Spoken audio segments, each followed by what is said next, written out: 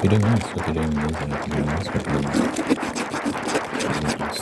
doing nice. I got a headache that I've been having,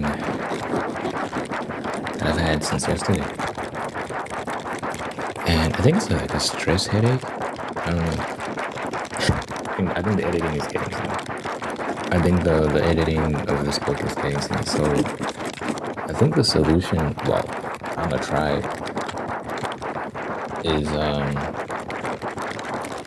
gonna try to listen to ASMR while I write. It's very relaxing, you know. So maybe that'll help because I don't want to slow down. So I think I'll try to listen to some ASMR while I'm writing, and then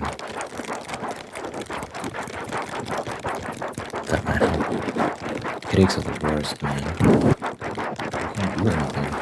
I don't know what's worse between like a really bad flu or a really bad headache, because a really bad headache is so painful, but really bad flu, you just feel so lousy and useless as well. So both are kind of trash. But I feel like headaches are easier to get rid of.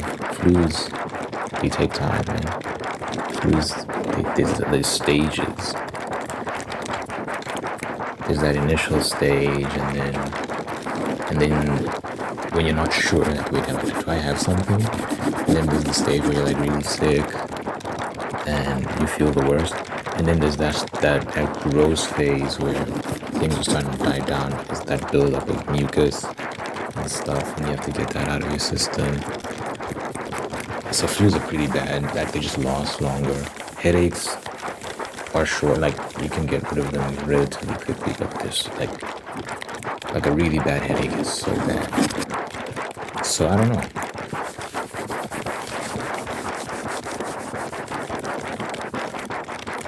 I really don't get sick that often. I haven't had the flu in a while.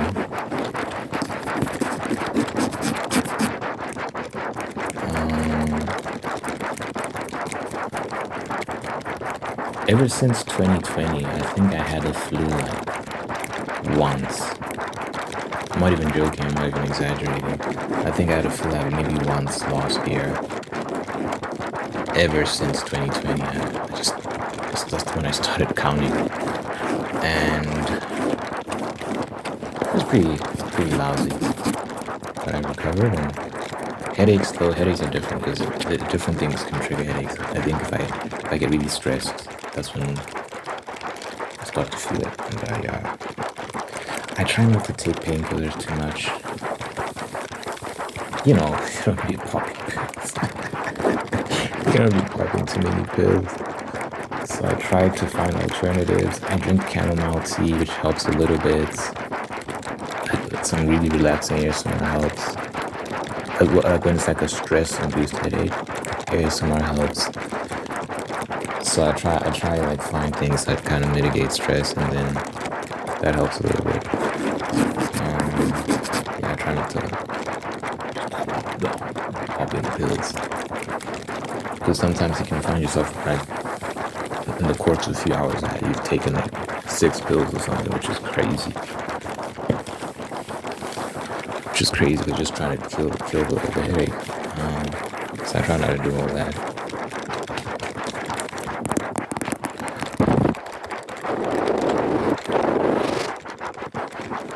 Yeah, we'll see, man. We'll see.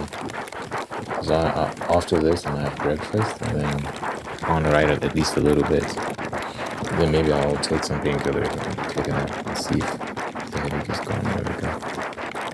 I hate headaches so much, man. Anyway, let's talk about headaches. It's not a pleasant topic.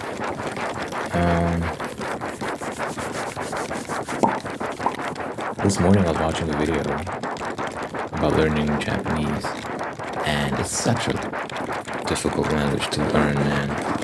I've started, you know,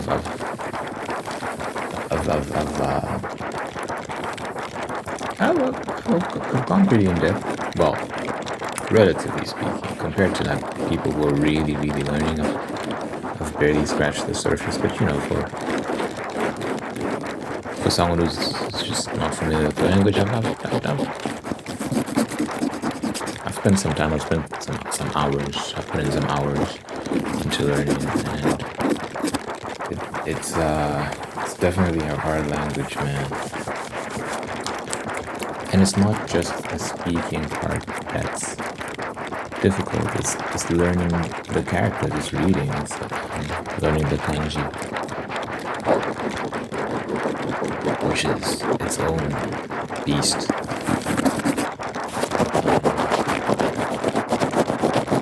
The Japanese writing system it's basically like an alien writing system. It's like if aliens came and started writing, you'd be like, what?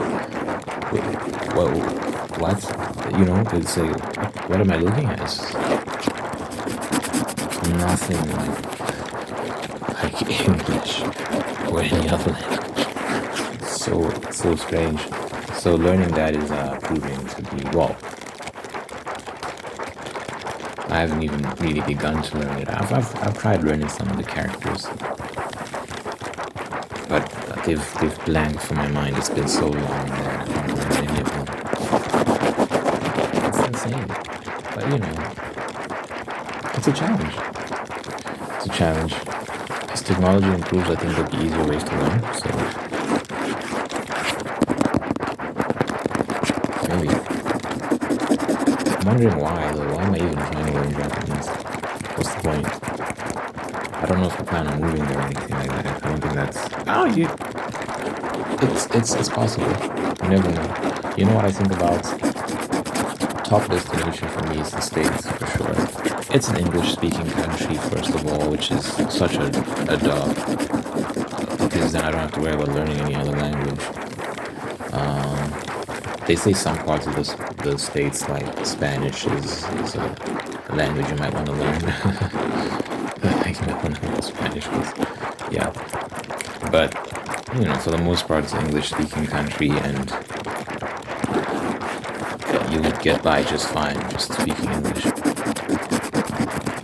And on top of that, industries there, a lot of important industries are established there, so there's always that benefit. So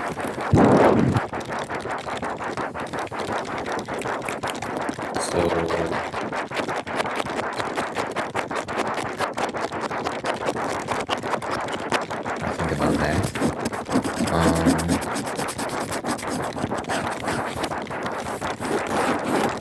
The culture is cool for me. I think it's the culture I resonate with most. It's really the culture that raised me, to be honest. A lot of the media I consumed growing up was American media, so that's what I'm most familiar with more than anything else. So that's definitely the top destination, but I think second place would go to Japan.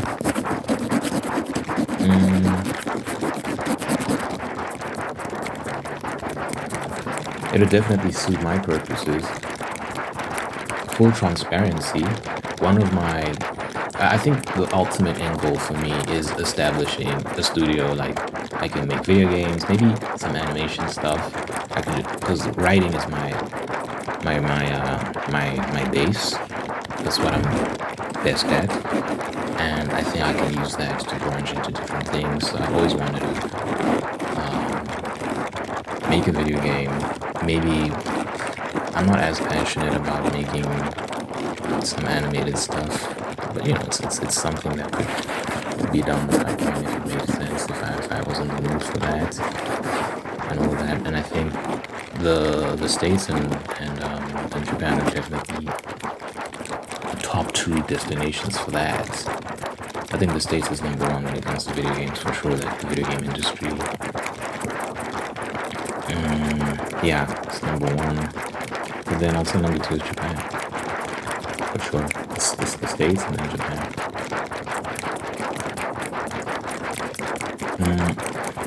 So, for me, it's just a question of where would I be more likely to flourish? I think definitely Houston. But if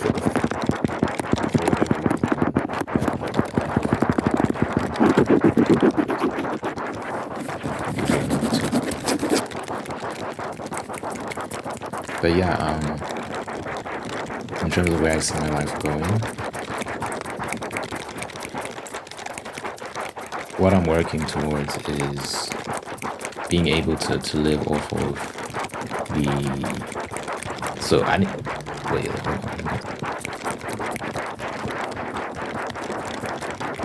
I intend to publish this book, see how that does, what the response to that's going to be in terms of people who are purchasing it, and we'll see.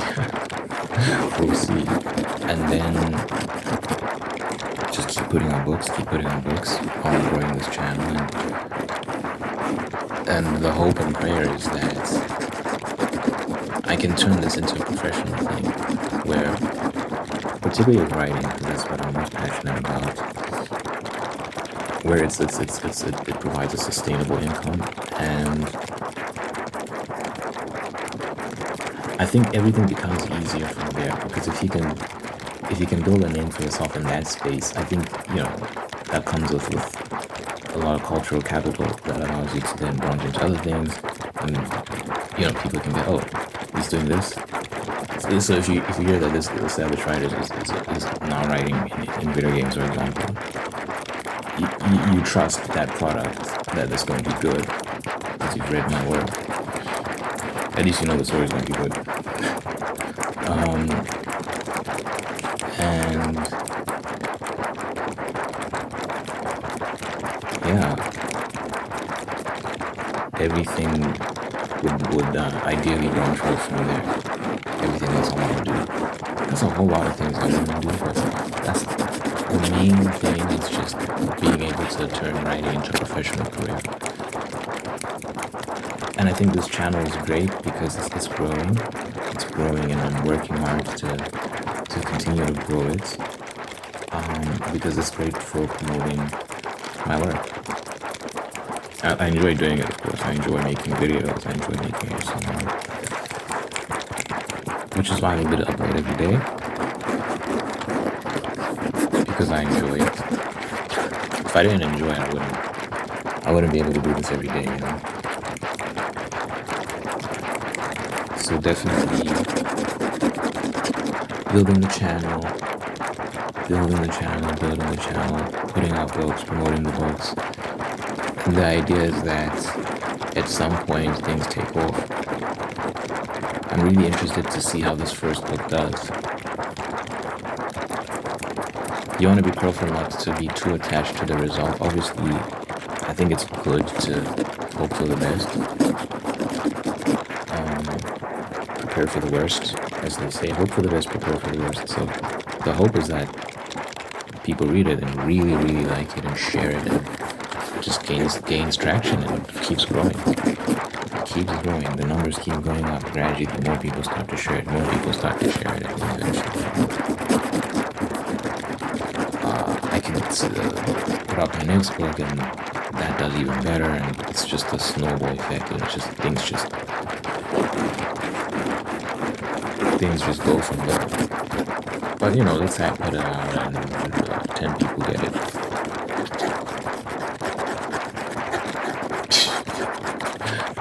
It could be lower than that, bro. It's crazy. It could even be lower than that. Let's say 10 people get it. The nice thing about this channel is that there's always another opportunity to try again, promote the next book, and hopefully people get that. And I think if people see that, okay, he's being very persistent about this, let me give it a shot, maybe some years down the line. And I think that's the key, guys. I'll state my goals. I'm not shy about stating my goals in terms of like, I want this to do well. I want to become a professional at this. I want to make a living off of this, whatnot. And I think it's good to be ambitious. I think it's good to be open about what you want to achieve. You share your big goals, right? But the key is to stay down, to keep working even if things don't go according to plan. Because even if it doesn't happen in the way that you want it to happen, if you're persistent, things can take shape over time. Like, as long as you end up at that place, it doesn't matter how you got there, how long it took, all that sort of stuff. The fact that you got there is what's important. So if it takes me 20 years to become a professional writer, for example, I don't care how old I'm 24. Let's say I become a professional writer at 44. I finally make it. Hey, man. What's important is that I made it.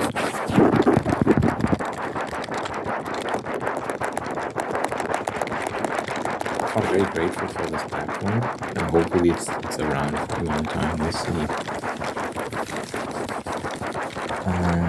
Hopefully it's around for a long time, because it gives me a voice. It gives me a voice.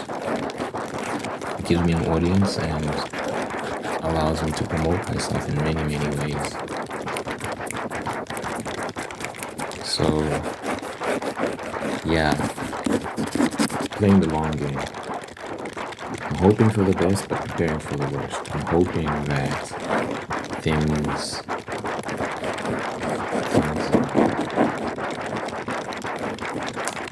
happen at a quick rate. You know, yeah. I guess that's just the most accurate way to describe it, a quick rate. But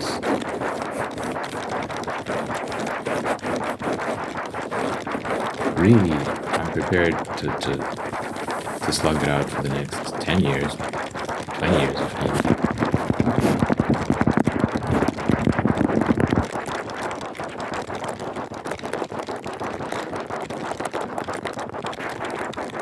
I think that's what's required, such as this, is willingness to sacrifice that time. Because really and truly, that's what separates people who pursue a dream. It's like those that are willing to keep going versus those that quit. Because some people keep going, and they keep trying, and they eventually get it. Even if it's later in life, they eventually get it. So, if I keep trying, I have faith that it'll work out. You know, the hope is that, you know, if you're just good enough, if something is good enough, if it's just good, it'll find a way to people, find a way to the right audience. That's what, you know, just make something good enough, it will just blow up. But it's not always the case. I think some people make really good stuff that only gets discovered later on. I mean, that's the classic story of like Van Gogh, right? Like he wasn't recognized in his life. He died broke, and his paintings gained prominence after that. Obviously, look, God forbid, I'm not trying to. I don't think I'll die broke. The question of being a professional writer, possibly you can die before you ever see your books catch. And I don't think I'll be broke. I think there's many ways for me to make money outside of like writing. This channel is doing well. Every year, the amount of money I make from this channel is great. And it will eventually get to a point where I can use the money to make investments and stuff like that. I mean, I could do that now. I could throw my money into Bitcoin. But you know, when we talk about sizable investments, especially stuff like real estate and stuff like that, this channel could definitely get to a point where I could do that. I could even partner with my mom. We could get real estate together and build that way. Because she has a background in real estate. She was an architect, and she just knows that world. So we could definitely do something like this. I don't think I'll die broke. I think I'll be okay financially, but in terms of my writing, it's not promised that it will take off in the ways I want it to. But I have faith that it will. I have faith.